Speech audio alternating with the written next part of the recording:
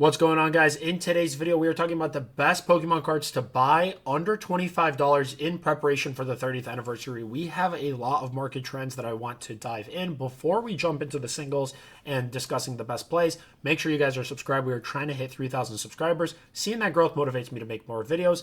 Anytime you're buying these types of cards, I highly recommend buying on eBay just so you can see exactly what you're buying. You want to make sure that if you're paying for near mint, you're truly getting a near mint card.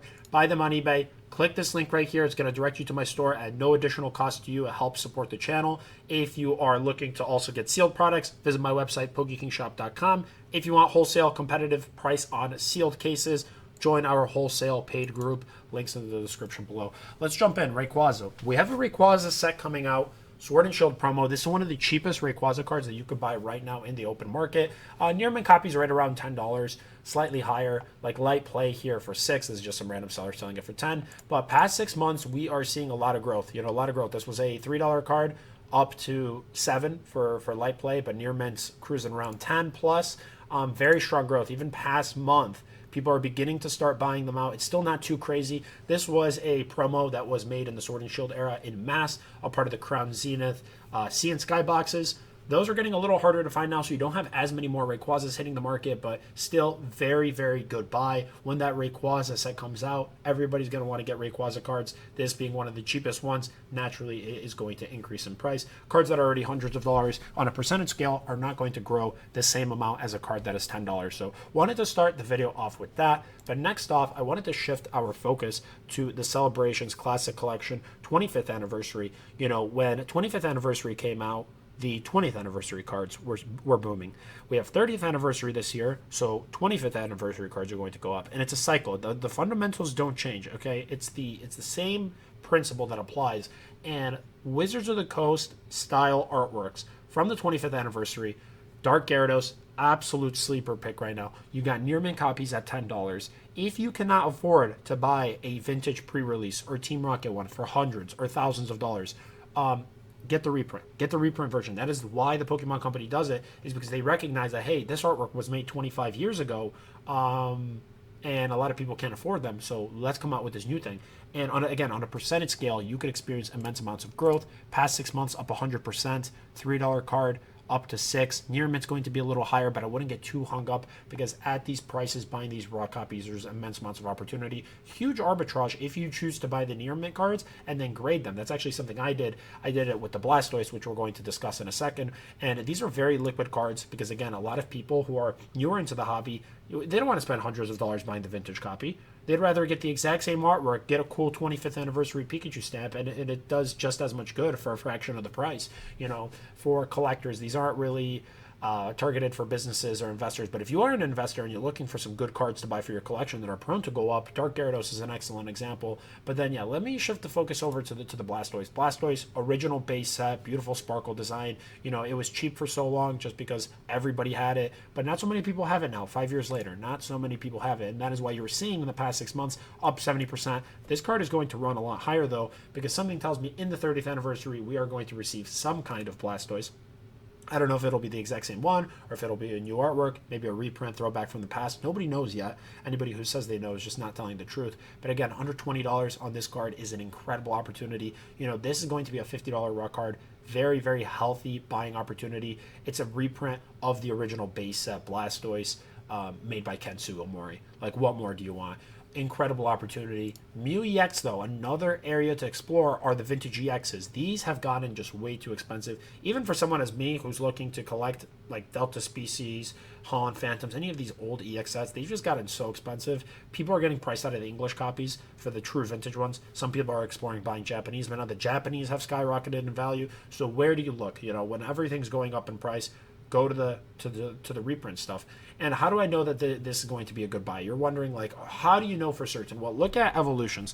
Evolutions featured a bunch of reprint cards, and those have all gone tremendously up in value. It's a lot older set. That one came in 2016. It's now 2026. So 10 years later, This is 25th celebration. We're now on 30th anniversary, so it's only 5 years. But again, if you are just planning on investing in these cards or growing your collection, whatever the reason may be, this is a card that is going to go up in value. And this one hasn't gone up as meaningful as amount. Past 6 months, up 75%. The past 3 months, the growth has slowed down. It's only up 20%. But still, at $20, I'm not too hung up on these percentage gains, because when I look at this card and you're telling me, hey, 5 years later, it's only $20, that to me is a screaming buy. It's Mew, one of the most popular Pokemon ever.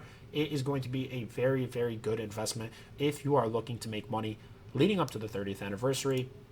And then another one, very obvious play, is going to be this full art Pikachu. When's the next time we're going to get such an adorable, awesome looking card? Light play, this is like $6. I would avoid the light play condition. Personally, I would only be targeting near mint, and a near mint's right around 10. Sometimes a little higher, but even pay a premium if it's a truly mint copy, because the PSA 10s are going for hundreds and hundreds of dollars, and that is where the opportunity presents itself, is that a lot of the people who are buying these clean copies, they will gladly pay you more because they're going to be grading. Now, you could grade yourself, but you don't have to. The nice thing about buying the singles as opposed to the slabs is if you have the single, you could do multiple things with it. You could hang on to it, let the single increase in price. You could grade it and try to capitalize there, but you have more options. And the Pikachu leading the celebrations, obviously we're going to get a Pikachu in 30th anniversary. People who are joining for the 30th anniversary are going to go back to the 25th anniversary to kind of complete the set. We already know that the 30th anniversary is going to be the Pikachu, but instead of it saying 25, it says 30. So naturally, from a collecting standpoint, there's a good opportunity there, and that is why this card is also prone to just rise in value. Similar to the Blastoise, we have the Venusaur. The Venusaur here is not illustrated by Ken Sugimori, it's by Mitsukura Arita, but still, very, very popular card. Not nearly as popular as the Charizard. Now, the Charizard you can't get for under $20-25. That is the only reason why we're focusing on the Blastoise and Venusaur. But this is a similar situation. It's the exact same thing. History repeats itself. We take a look at 151, right? 151, Charizard is so crazy expensive. Blastoise and Venusaur are more affordable, but those have two increased substantially in value for the 151 set, which came out in 2023. Celebrations here. This card kind of sat stagnant. It's not anything too crazy. Like past 6 months, only 38%, whereas you go to the Blastoise is up 72%. If you're not in a position to pay $20 or $25 for a raw copy of Blastoise, you could pick up 2 Venusaur at that same price. And a good strategy is to just buy both. Don't only buy 15 copies of Blastoise, get a little bit of everything, diversify within the 25th anniversary, because ultimately you don't know which cards are going to rise. The growth of these cards is going to be a direct result of whatever the Pokemon Company makes for the 30th anniversary. Because we don't know what's coming out yet for the 30th anniversary, it would be a smart option to cover your bases, if you will, and buy a little bit of everything. Yes, this card has begun going up in price, but it still has so much more room to run. I mean, near mint, $20-30 even. Like, again, this should be at least a $50 raw card, and you could probably find graded copies at that price. So it's just the entire 25th anniversary block. It's been going up in price, but we haven't seen anything yet. We're going to get into a bigger frenzy as we get closer to that 30th anniversary, which is going to come before you know it. Summer is going to go by super, super fast, and then it's going to be fall. We're going to have 30th anniversary, and if you don't have these cards, you're going to be in trouble. Now, if you don't care about making money, then I'm not sure what you're watching this video for, because we are specifically focusing on the best Pokemon cards to invest in under $25. But let me shift your guys' focus outside of 25th anniversary. I believe I've already drilled that point into the ground that it's going to be a strong buy. Also, look at popular Pokemon from the Scarlet Violet Sword and Shield era block. This one piques my interest because we have 151 ETB sealed at $600. A lot of people are priced out. Not everybody could just throw out $600 on an ETB to keep sealed on their shelf or whatever. Singles, though. Singles are actually very, very underrated in 2026 because many of them are mispriced. Everybody's so focused on buying out sealed products at Targets, Costco's, whatever, that the big opportunity this year is actually singles. And Snorlax is an excellent example. $25, maybe a little higher, now like $30, but still an incredibly good card because it is the Black Star promo. 2023, so you already have a couple years of growth there. And again, it's a popular Pokemon. If the Pokemon Company chooses to do a special illustration rare or another illustration rare of Snorlax, people are naturally going to want to buy this one. But Snorlax as a Pokemon has always been popular, so the fact that it is only $20-30 where you have worse Pokemon that are not nearly as valuable. Like, I'll give you guys an example. The Perfect Order Clefairy from Perfect Order, the illustration rare, is $30, and that is a brand new thing that just came out from a really, really trash set. Like, Perfect Order is trash compared to 151. I think we could all agree on that. So the fact that you have this beautiful promo illustration rare Snorlax at that same price, it just presents an obvious buying opportunity. And past 6 months, this one has actually gone up quite a bit. It was around $10, then shot up to like $30, but still similar situation, at least a $40 to $50 card. So I wouldn't get too hung up on, you know, paying a few extra dollars here or here. Just make sure you get it. My recommendation for this one, because it is a promo, a lot of these did not come in the best condition, because this is when the Pokemon Company still printed the ETBs in the old way. It's not the new way now where they put those like card divider pieces to protect the card from getting damaged. If you are buying anything older, Scarlet Violet, early Scarlet Violet ETBs or sealed promos, make sure you're buying on them on eBay. So definitely click that link. You know, support the channel at no additional cost to you, and know exactly what you're buying, because, you know, this seller could say that they're selling near mint, and then the near mint's going to be like a 7 out of 10. I would try to focus on well-centered copies, because that is what will allow you to sell them for a big premium down the line.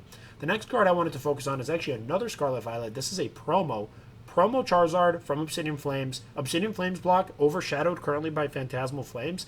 It's way older. It's already got time on its side. These cards really haven't moved up a meaningful amount. Under $20, you know, market price $16. It's going to keep running. It's going to keep running. It's a cool card.